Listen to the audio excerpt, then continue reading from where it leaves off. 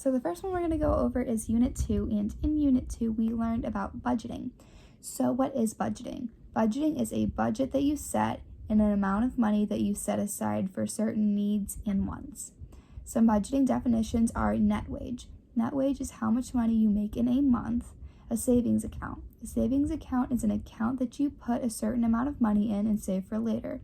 An advantage of a savings account is that you will have extra money saved up for a later date. Discretionary spending. Discretionary spending is also known as wants, the extra purchases of items that you don't necessarily need.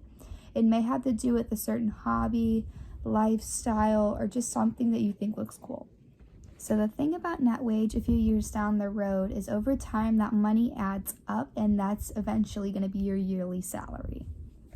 And for savings accounts are great to have because 10 to 20 or more years down the road of saving, you'll have a lot of additional money saved up.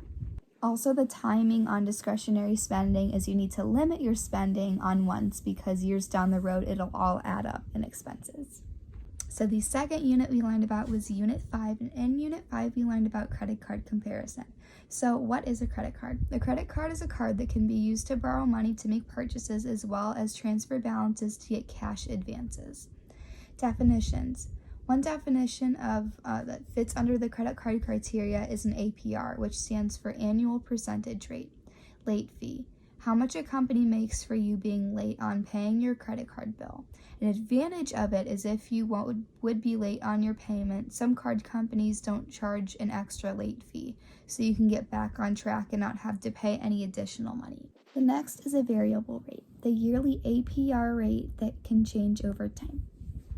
So for late fees, if you found a company that does not charge extra money for late fees, that would be good down the road because you wouldn't have to pay any additional money. One thing about the variable rate over time is the yearly APR rate can change over time. An advantage of a variable rate is if the rate doesn't change or it goes down. You save extra money, or if it stays the same, you don't have to pay any extra money. So in Unit 6, we learned about buying cars and purchasing vehicles. So what exactly is buying a car?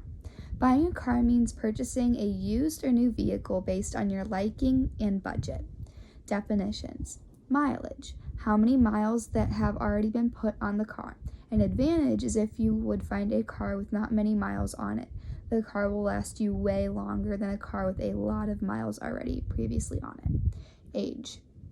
Age is how long the car has been driven or how long the model has been out for. An advantage to age is if you have a newer car, it will last longer than an older car. And monthly payment. Monthly payment is how much money you pay a month towards your car. Mileage over time. So over time, if you buy a car that does not have a lot of mileage or previously did not have a lot of mileage on it, that car will last you for a longer period of time. As well as age. Age is kind of the same. So if you would buy a newer car years down the road, it would still be in better condition than an older car would be. So then monthly payment on a car.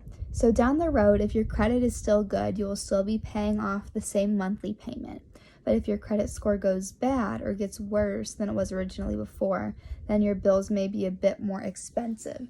So basically, the better the credit, the lower rates, and then the worse credit, the higher the rates. So it is possible with some car companies that if your credit gets worse or goes bad, they can allow the monthly payments to be higher than they originally were.